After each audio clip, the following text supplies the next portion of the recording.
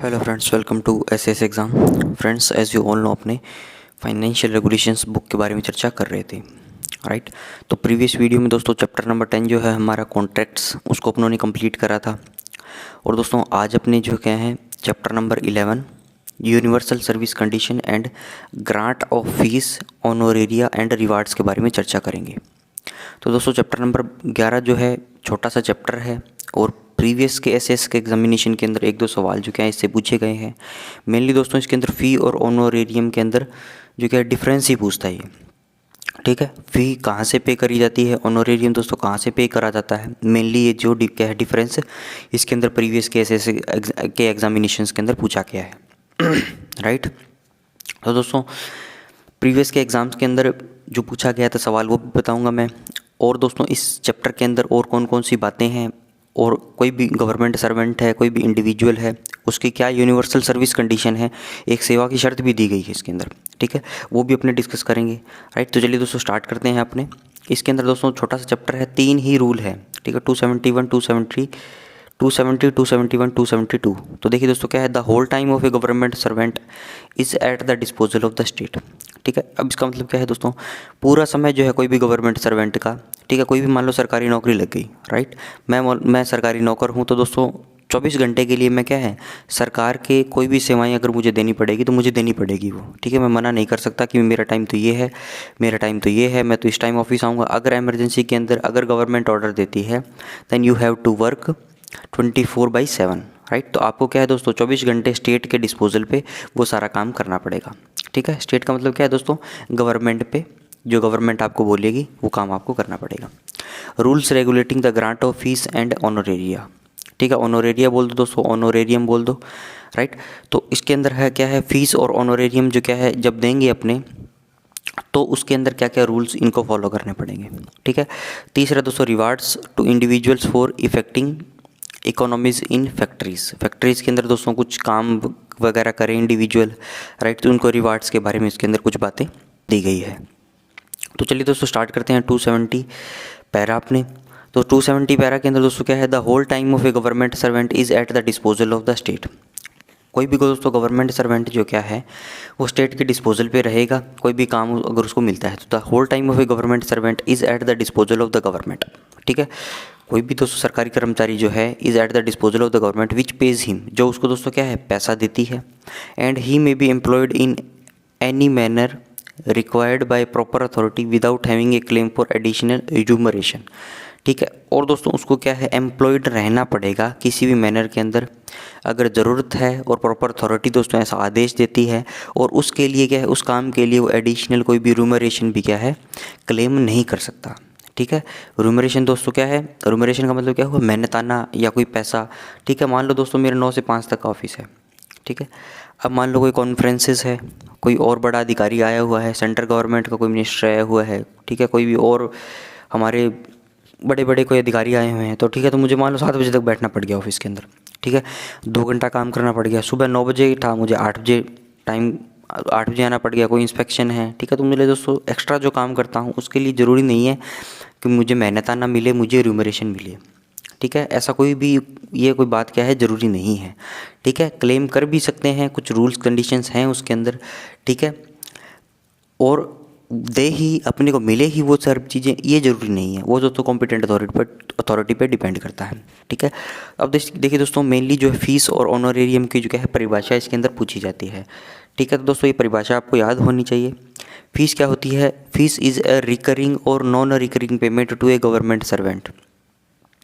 Fees क्या है दोस्तों, रिकरिंग या non recurring payment. Recurring non recurring का पेमेंट का मतलब दोस्तों समझ में आता है आपको। रिकरिंग मतलब जो बार बार हो, नॉन रिकरिंग जो बार बार नहीं हो, ठीक है। रिकरिंग एक दोस्तों फिक्स इंटरवल के बाद क्या है वो घटना होती है। जैसे सैलरी है मुझे हर मंथ मिलती है, तो क्या है ये रिकरिंग सैलरी है मेरी, यही मुझे मेरे काम के बेस पे मिलने लग जाए, ठीक है, कि मैं 15 दिन काम करूँगा तो मुझे पैसा मिलेगा, तो वो क्या होगी, वो नॉन रिकरिंग हो गई, राइट।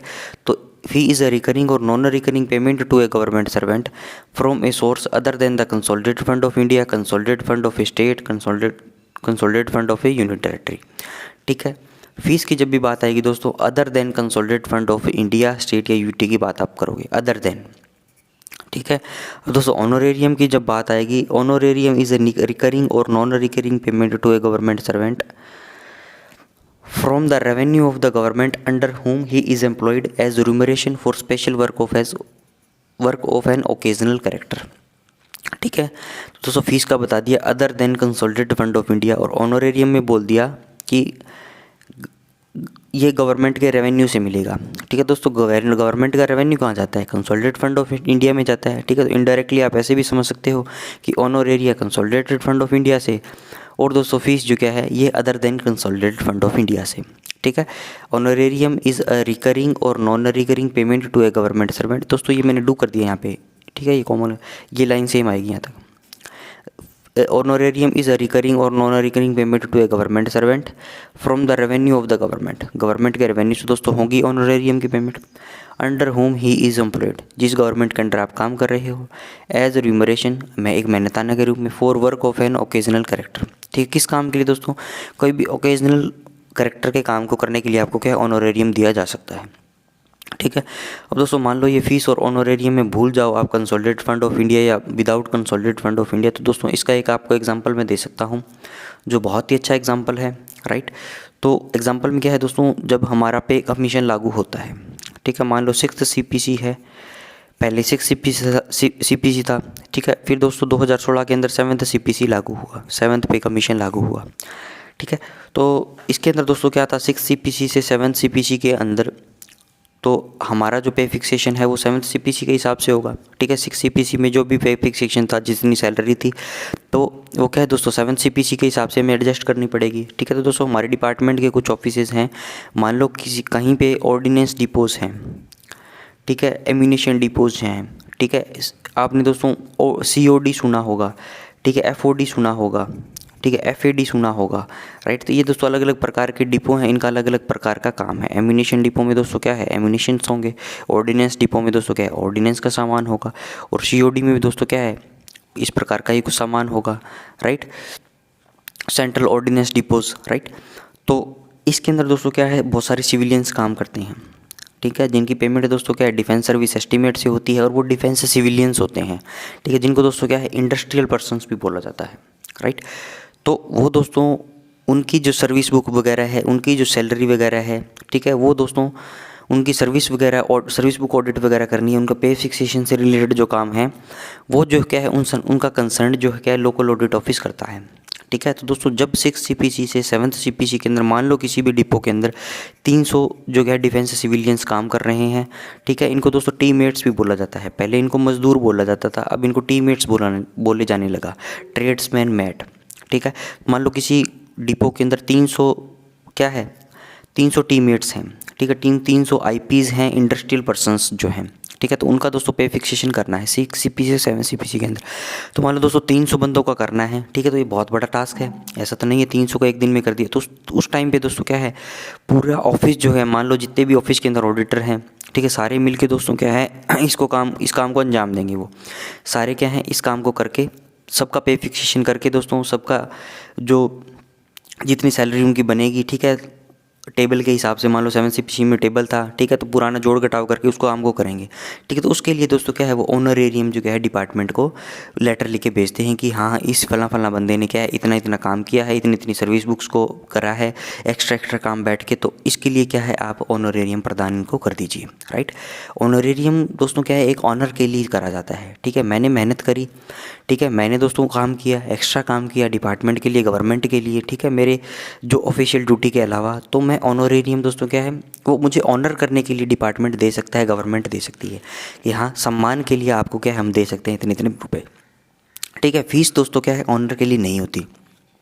फीस का मतलब क्या है, मैं कोई एक्स्ट्रा काम करूँ, ठीक है, तो उसके लिए क्या है दोस्तों मैं फ़ीस चार्ज करूँगा। राइट, तो वो क्या होगी फ़ीस मतलब शुल्क, ऑनरेरियम मतलब ऑनर के लिए जो पैसा दिया जाता है।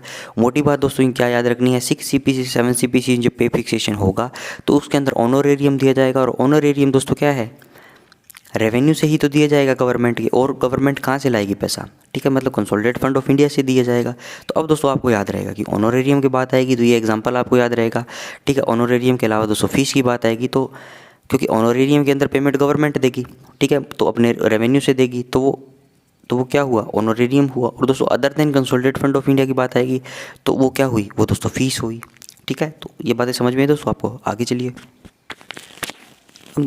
चलिए दोस्तों, अगला है rules regulating the grant of fees and honorarium. ठीक है, कौन कौन से रूल्स हैं दोस्तों जिसके अंदर आप ग्रांट कर सकते हो फीस ऑनरेरियम। और दोस्तों ये सवाल जो है नवंबर 2007 में पूछा गया है, जब भी अपनों ने फीस और ऑनरेरियम की जो डेफिनेशन डिस्कस करी थी। ठीक है, उसके अंदर दोस्तों मेनली क्वेश्चन यही था, what is fees and how it differ from honorarium. Fees क्या होती है, ठीक है, हमने पढ़ लिया, रिकरिंग और नॉन रिकरिंग पेमेंट है किसी भी गवर्नमेंट सर्वेंट को, ठीक है, कि other than the consolidated fund of India, state और यूटी, राइट। और ऑनरेरियम दोस्तों क्या है, गवर्नमेंट के रेवेन्यू से पे करा जाता है।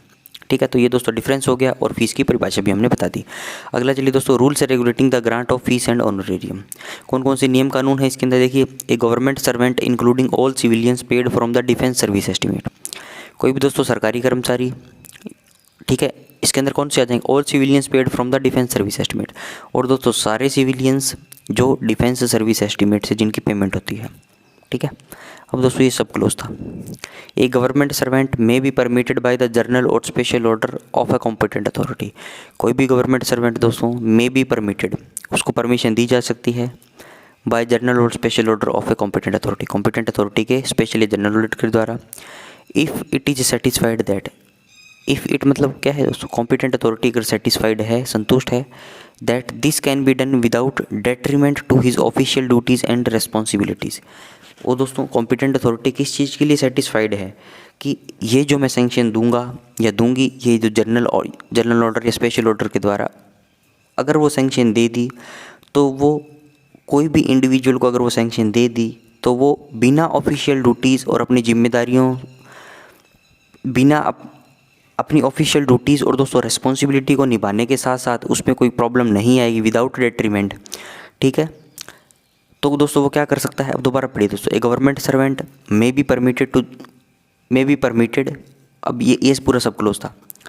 ठीक है, a government servant may be permitted, अब यहाँ से पढ़िए, to perform a special service और services for a private person और a body and to receive as remuneration.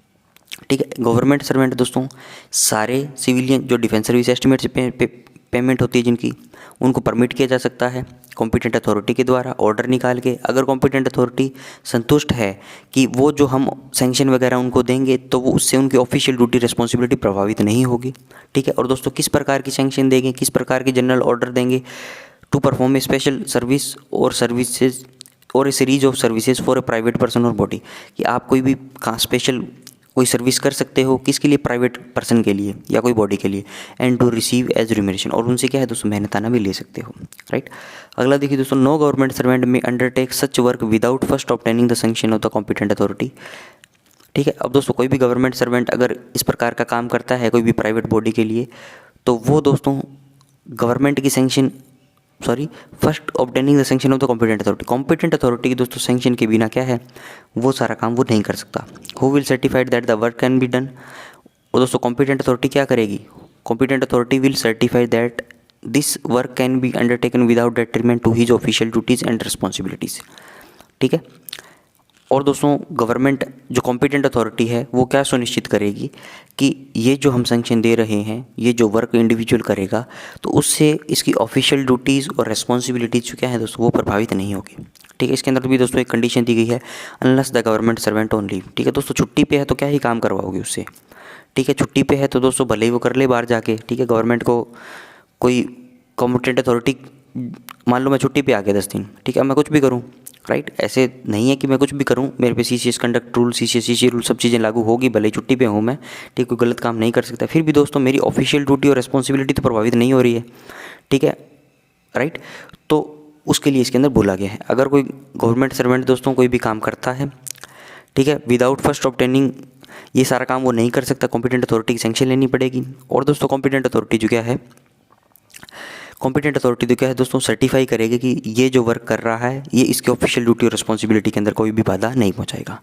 ठीक है, आगे चलिए दोस्तों, आगे देखिए दोस्तों इसके अंदर नोट दिए गए हैं। अब दोस्तों रूल नंबर 71 जो है, ठीक है, रूल नंबर दोस्तों जो 71 जो है रूल्स रेगुलेटिंग, इसके अंदर दोस्तों बहुत सारे पार्ट हैं। ठीक है, मतलब पूरा जो चैप्टर है इसी रूल पे ही बेस्ड है। इसके अंदर अलग अलग दोस्तों कंडीशंस दी गई, जैसे इसके अंदर ए था, अब फिर बी आएगा, सी आएगा, डी आएगा। अब ए के अंदर दोस्तों क्या है, नोट 1 और नोट 2 है।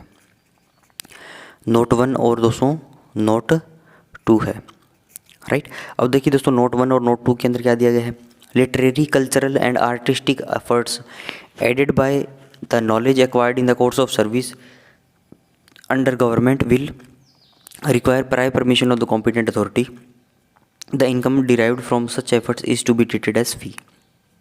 दोस्तों किसी भी प्रकार का लिटरेरी कल्चरल और आर्टिस्टिक एफर्ट्स, ठीक है, कोई भी दोस्तों किसी प्रकार का कल्चरल या कोई लिटरेरी टाइप का कोई आर्टिस्टिक एफर्ट में अगर ऐड कर लूँ, ठीक है, efforts aided by the knowledge acquired in the course of service, ठीक है, सर्विस में आने के बाद दोस्तों मान लो मैं कोई भी मान लो म्यूज़िक सीख लूँ, ठीक है, आर्टिस्टिक मैंने कोई एफर्ट ऐड कर लिया, ठीक है, इधर आने के बाद दोस्तों मैंने म्यूज़िक सीख लिया, ठीक है, तो उस केस के अंदर दोस्तों क्या होगा, under government will require prior permission of the competent authority. तो दोस्तों क्या है, कॉम्पिटेंट अथॉरिटी की सैंक्शन उसके अंदर लगेगी, ठीक है। कोई भी दोस्तों कल्चरल एक्टिविटीज़ में ऐड कर लूँ, ठीक है, कोई भी दोस्तों लिटरेरी टाइप कोई पढ़ाई लिखाई से संबंधित कुछ मैं ऐड करूँ मान लो नॉलेज, राइट, तो उस केस के अंदर दोस्तों क्या है, कॉम्पिटेंट अथॉरिटी की will require prior permission of the competent authority की प्रायर परमिशन लगेगी। और दोस्तों income derived from such efforts is to be treated as fee, ठीक है। मान लो दोस्तों मैंने ज्वाइन कर लिया, राइट, मैंने मान लो 2014 के अंदर ज्वाइन कर लिया, ठीक है, 2014 के अंदर दोस्तों ज्वाइन कर लिया, तो इसके बाद मैंने डिपार्टमेंट पे आने के बाद क्या है दोस्तों, म्यूज़िक सीख लिया, ठीक है, और दोस्तों अच्छा खासा मैं म्यूज़िक मुझे सीख लिया मैं गाने वाने गाने लग गया, ठीक है, और मैं दोस्तों कॉन्सर्ट भी करने लग गया, ठीक है दोस्तों, कॉन्सर्ट से मुझे क्या है, पैसा आने लग गया, राइट। तो वो पैसा दोस्तों क्या है, पहले तो मुझे क्या है, इसकी कॉम्पिटेंट अथॉरिटी को सूचना देनी पड़ेगी, मुझे प्रायर परमिशन चाहिए, ठीक है, इस प्रकार के एफर्ट्स में अगर ऐड करता हूँ तो, ठीक है, मान लो मैंने ऐड कर भी लिए, तो बाद में जो भी इनकम आएगी इससे, the income derived from such efforts is to be treated as fees, तो उसको क्या है दोस्तों, फीस बोलेंगे, ठीक है, क्योंकि दोस्तों उस कॉन्सर्ट के लिए जो मैं फ़ीस ले रहा हूँ वो गवर्नमेंट तो नहीं पे कर रही है, ठीक है, तो वो तो कोई कंसोलिडेटेड फंड ऑफ इंडिया से पेमेंट नहीं हो रही है, ठीक है। आप इससे भी समझ सकते हो कि फ़ीस जो क्या है other than consolidated fund of India से होती है, ठीक है।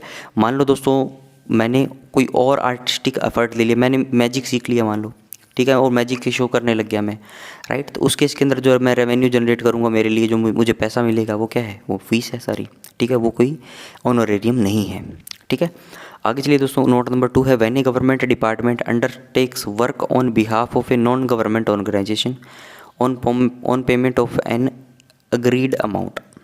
कोई भी दोस्तों गवर्नमेंट डिपार्टमेंट जो है वो अंडरटेक करता है वर्क को, ठीक है, कोई भी दोस्तों गवर्नमेंट डिपार्टमेंट जो क्या है वर्क करने का जिम्मा लेता है, अंडरटेक का मतलब क्या है दोस्तों, उसने जिम्मेदारी ली है, किसके बिहाफ पे दोस्तों, गवर्नमेंट डिपार्टमेंट जो क्या है अंडरटेक करता है वर्क को, जिम्मा लेता है वर्क करने का नॉन गवर्नमेंट ऑर्गेनाइजेशन के, ठीक है, और दोस्तों क्या है वो नॉन गवर्नमेंट ऑर्गेनाइजेशन पैसा भी देगी आपको on payment of N agreed amount, ठीक है, जो भी आपके बीच में जो भी अनुबंध होगा, जो भी कॉन्ट्रैक्ट होगा कि आपस में हम non government organisation government department को बोलेगी कि आप ये काम कर दीजिए और वी विल पे इतना अमाउंट, ठीक है, हम इतना अमाउंट आपको पे करेंगे, and assign that work to government servants, ठीक है, तो दोस्तों गवर्नमेंट डिपार्टमेंट के पास क्या है, गवर्नमेंट सर्वेंट्स है काम करने के लिए, ठीक है, आप जैसे मेरे जैसे, तो वो गवर्नमेंट डिपार्टमेंट क्या बोलेगा दोस्तों, वो सारा काम अपने गवर्नमेंट सर्वेंट्स को दे देगा वर्किंग अंडर देम, जो उनके अंडर में काम कर रहे हैं, ठीक है। The payment made by the department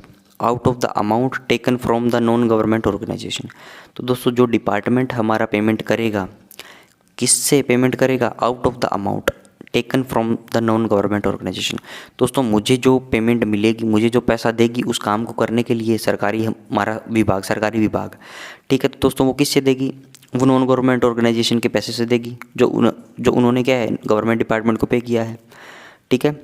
the payment made by the department out of the amount taken from the non government organisation to the government servant concerned is to be treated as honorarium and not fees, तो इसको क्या है दोस्तों, इसको honorarium बोलेंगे, इसको fees नहीं बोलेंगे, ठीक है। तो दोस्तों ऐसा क्यों होता है, ऐसा दोस्तों इसलिए हुआ है क्योंकि दोस्तों जो नॉन गवर्नमेंट ऑर्गेनाइजेशन है वो कोई गवर्नमेंट डिपार्टमेंट से काम करवा रही है, तो गवर्नमेंट डिपार्टमेंट दोस्तों जो भी काम करता है, एक तो मेरी ड्यूटी जो क्या है दोस्तों गवर्नमेंट के डिस्पोजल पे है, रूल नंबर 270 के अंदर ऑलरेडी बता दिया इन्होंने, ठीक है दोस्तों। गवर्नमेंट ने जो मुझे काम दिया था भले ही वो नॉन गवर्नमेंट ऑर्गेनाइजेशन कहीं से भी ले, तो वो तो मुझे करना ही था, ठीक है, भले ही मान लो नॉन गवर्नमेंट ऑर्गेनाइजेशन ने उनको पेमेंट कर दी गवर्नमेंट डिपार्टमेंट को, ठीक है, तो दोस्तों अगर वो मुझे पेमेंट नहीं देते गवर्नमेंट डिपार्टमेंट, तो वो दोस्तों वो पैसा कहाँ जाता, मान लो सरकार काम निकलवा लेती कैसे भी, तो वो पैसा दोस्तों गवर्नमेंट के रेवेन्यू में जाता, कंसोलिडेटेड फंड ऑफ इंडिया में जाता, ठीक है। तो वो दोस्तों पैसा वहाँ पे जाता, या वो सीधा इसने बोल दिया कि वो पेमेंट आपको मिल गई, तो वो दोस्तों एज ए आपको ऑनर किया है उस काम को करने के लिए, ना कि आपको कुछ शुल्क दिया है उस चीज़ के लिए, ठीक है। शुल्क जब दोस्तों आप किसी चीज़ का दे देते हो तो आप दोस्तों फ्री हो जाते हो अगले के एहसान से, ठीक है। कोई बंदा दोस्तों आपको बोले कि मैं तेरे पे ये एहसान कर रहा हूँ, मैं तेरे पे ये फेवर कर रहा हूँ, ठीक है। अगर दोस्तों आप उस चीज़ की कीमत उसको चुका दोगे, right, then you will be free from the favour of other person, ठीक है। तो ये हुआ दोस्तों फ़ी और ऑनरेरियम के बीच में डिफरेंस। इसको क्या बोला दोस्तों, फ़ी मैंने बोला लिटरेरी, कल्चरल और दोस्तों आर्टिस्टिक एफर्ट अगर आप ऐड करते हो अपनी गवर्नमेंट जॉब के दौरान, इसके बाद जो भी आप पैसा उससे कमाओगे, तो वो क्या हुई, वो भैया फ़ीस हुई। और दोस्तों कोई government department non government organisation के लिए काम करे, तो नॉन गवर्नमेंट ऑर्गेनाइजेशन उस गवर्नमेंट डिपार्टमेंट को पेमेंट करे उसके कर्मचारियों को पैसे देने के लिए, तो उसको that will be called honorarium, ठीक है। और दोस्तों ये दो मोस्ट इंपॉर्टेंट नोट्स हैं, ठीक है। ये दोनों सवाल दोस्तों पूछने की प्रोबेबिलिटी 90 बहुत ज़्यादा है, ठीक है। परसेंटेज में नहीं बताऊंगा, बहुत ज़्यादा प्रोबेबिलिटी है इनके सवाल पूछे जाने की, ठीक है। आगे चलिए दोस्तों, नेक्स्ट है दोस्तों बी नंबर, राइट। दोस्तों बी नंबर जो क्या है, इसको अपने नेक्स्ट वीडियो के अंदर डिस्कस करेंगे, राइट। दोस्तों आज अपने ए तक पढ़ा है, नेक्स्ट वीडियो भी दोस्तों मैं कोशिश करूँगा आज ही अपलोड कर दूँ, और दोस्तों इस पूरे चैप्टर को अपने कंप्लीट करके नेक्स्ट चैप्टर पे अपने चलेंगे, राइट। तो आज का वीडियो दोस्तों यहीं पे रैप अप करता हूँ। वीडियो को लाइक करिएगा, कमेंट दोस्तों जरूर से करें। Thanks for watching, have a nice day.